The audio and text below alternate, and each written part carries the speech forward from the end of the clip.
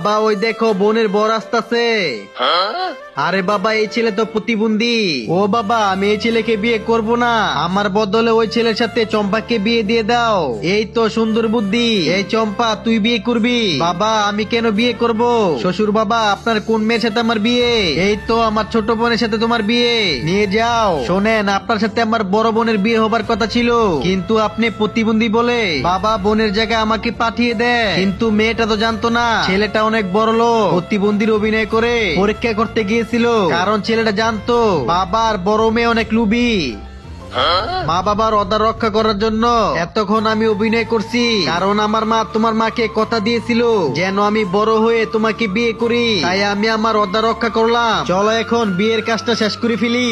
হ্যাঁ বন্ধুরা, আমার মতো মাকে ভালোবাসলে ভিডিওতে একটা লাইক দিয়ে চ্যানেলটি সাবস্ক্রাইব করে ফেলুন, আর কমেন্ট বক্সে আই লাভ মা লিখে যান।